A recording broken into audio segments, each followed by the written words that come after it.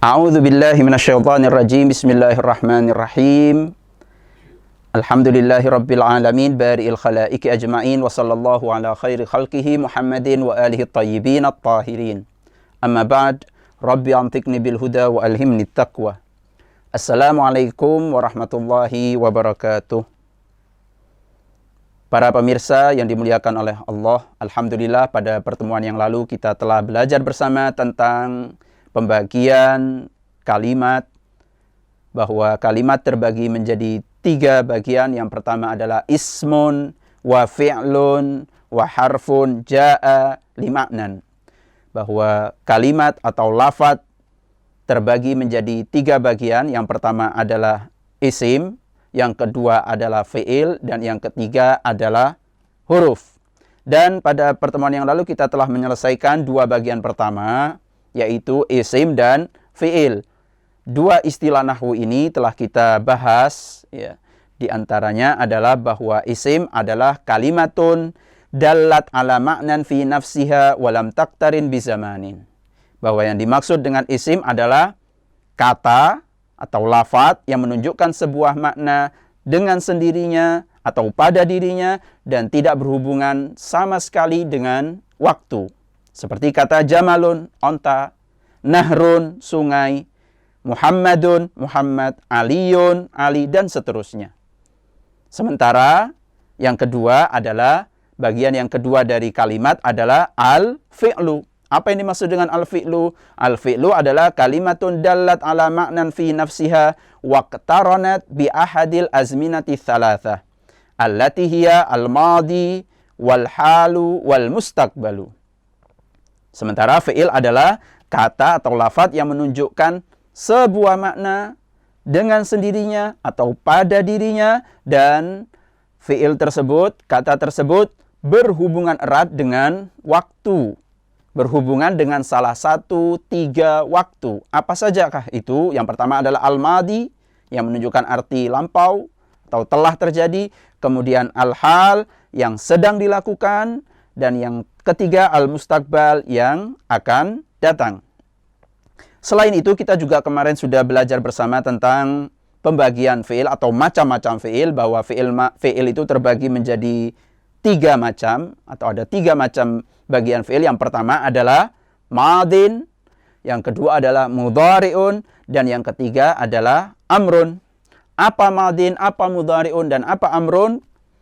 Bahwa yang dimaksud dengan al-madi adalah madalla ala hadatsin waqa'a fi zamanil ladzi qabla zamanit takallum, yaitu fi'il yang menunjukkan sebuah pekerjaan atau kejadian atau perbuatan di mana pekerjaan atau perbuatan tersebut terjadinya di waktu sebelum disampaikannya. Jadi sebelum diucapkan, pekerjaan tersebut atau perbuatan tersebut telah terrealisasi. Itu disebut dengan al-madi. Seperti contoh kataba.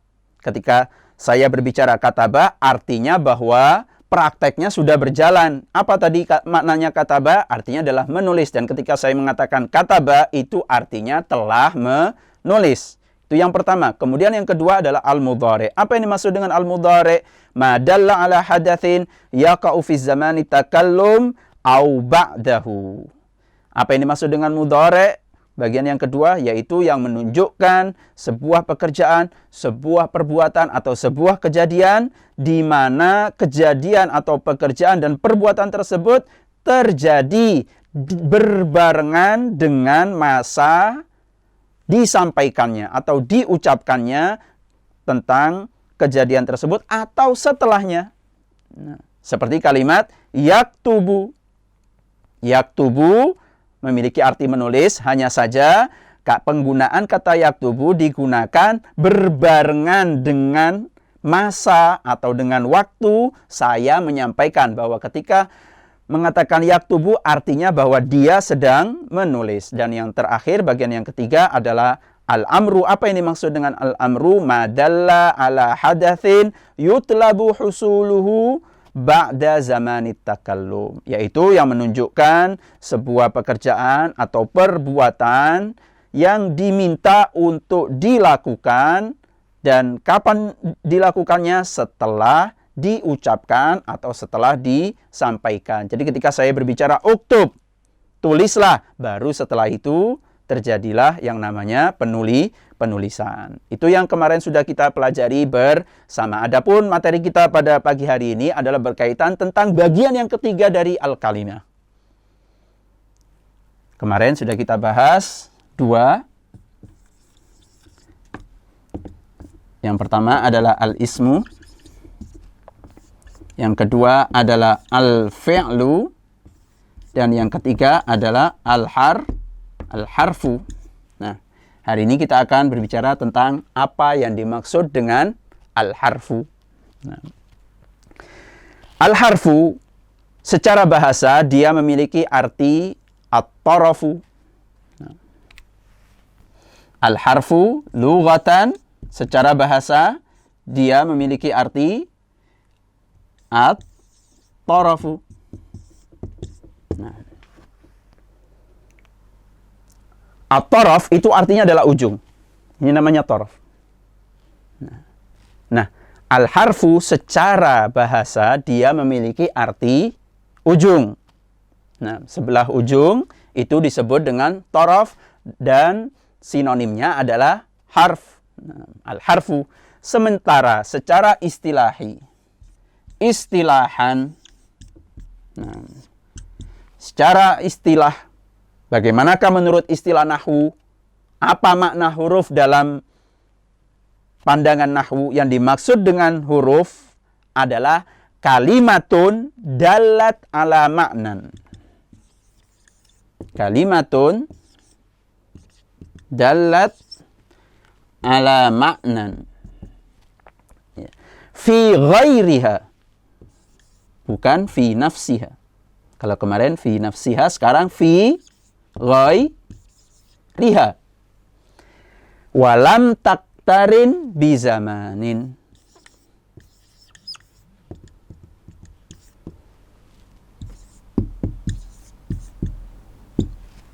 Saya ulangi lagi.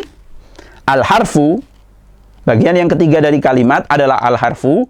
Al-harfu secara bahasa adalah at-tarafu. Memiliki arti sebelah ujung. Sementara secara istilahi, menurut istilah nahwu, apa yang dimaksud dengan huruf? Huruf adalah kalimatun dalat ala maknan. Kata yang menunjukkan sebuah arti. Fi ghairiha. Apa artinya fi ghairiha? La fi nafsiha. Tidak pada dirinya. Artinya adalah kata tersebut untuk dapat memiliki arti, dia butuh kepada yang lain. Selain itu, walam taktarin bizamanin. Dan yang namanya huruf itu dia tidak butuh kepada atau tidak berkaitan dan tidak berhubungan sama sekali dengan waktu. Jadi, huruf itu adalah kata yang maknanya akan dapat menjadi sempurna ketika kita sandarkan kepada isim atau kepada fi'il. Contoh, seperti kalimat min. Nah, min ini adalah huruf. Nah, min artinya adalah ibtida. Artinya mulai dari mana? Itu disebut dengan min. Kata min ini, dia akan dapat memiliki makna dan dapat difahami ketika kita menggandengkannya atau menyandarkannya atau kita menghubungkannya, kita memasukkannya di dalam kata yang lain. Kita gabungkan dengan kata yang lain, baru dia akan dapat difahami.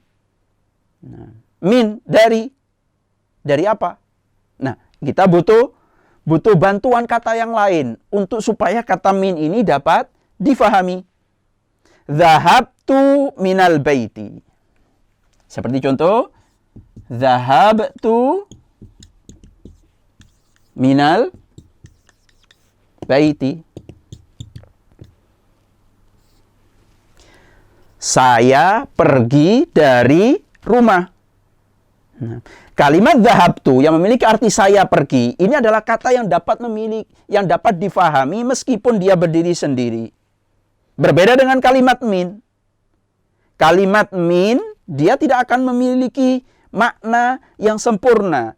Dia akan menjadi sempurna ketika kita menggabungkannya ke kata yang lain.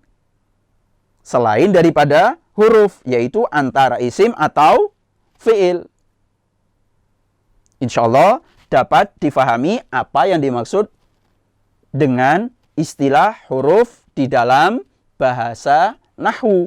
Bahwa yang dimaksud dengan huruf adalah kata yang menunjukkan sebuah makna tidak pada dirinya, la fi nafsiha, fi ghairiha, walam taktarin bizamanin, dan tidak berhubungan dengan waktu. Ini yang dimaksud dengan huruf. Nah, huruf itu sebagaimana penamaannya, bahwa ia berada di bagian ujung. Kalau secara bahasa tadi bahwa huruf itu memiliki makna sebelah ujung, maka ternyata penamaannya, penamaan daripada kalimat untuk bagian yang ketiga ini dengan huruf karena memang dia terletak di ujung. Apa maknanya? Apa maksudnya? Bahwa dia tidak bisa memiliki makna secara mandiri. Dia butuh kepada kata yang lain untuk dapat memiliki arti dan makna yang sempurna. Kemudian yang kedua, karena dia bukanlah umdah fil kalam. Apa ini maksud dengan umdah fil kalam? Nah,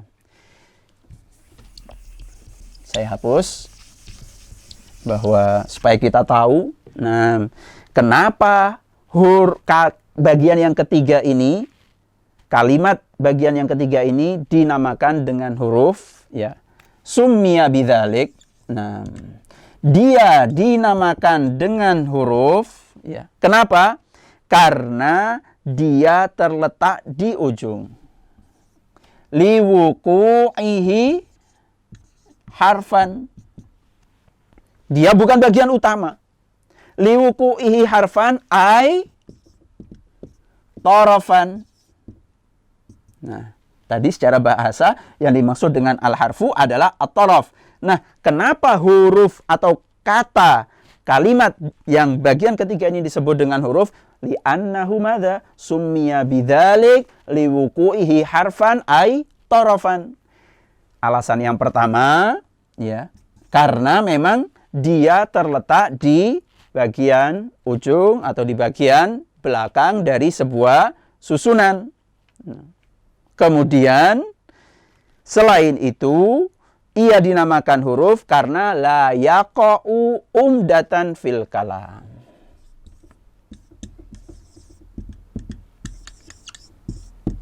La yaqa'u umdatan fil kalam. Apa yang dimaksud dengan la yaqa'u umdatan fil kalam?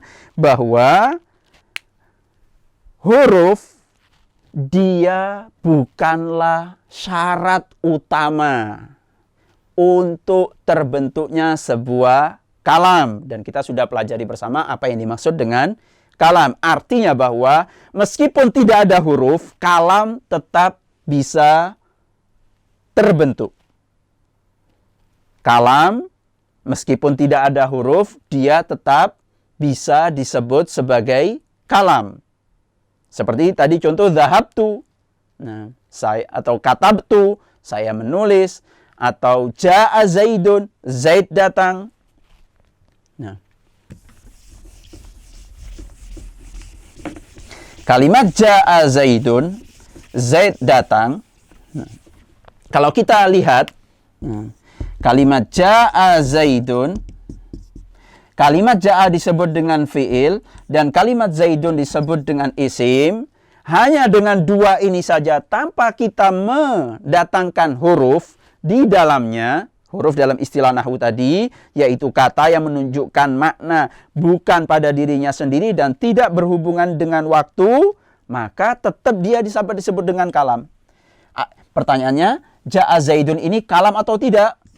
Nah, kalam atau tidak? Jawabannya iya, dia adalah kalam meskipun di dalamnya tidak ada harf. Nah,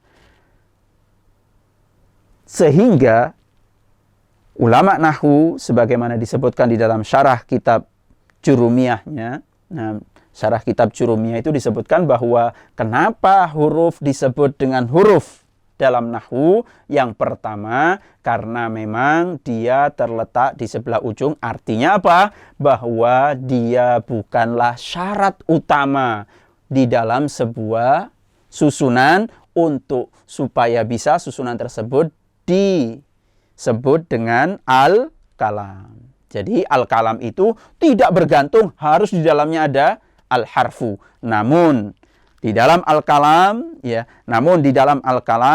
apa yang menjadi syarat utama supaya bisa menjadi sebuah al-kalam adalah isim dan fi'il atau isim dan isim, sebagaimana yang sudah pernah kita pelajari bersama pada pertemuan yang lalu.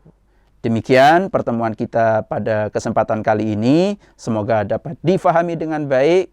Wabillahi taufiq wal hidayah.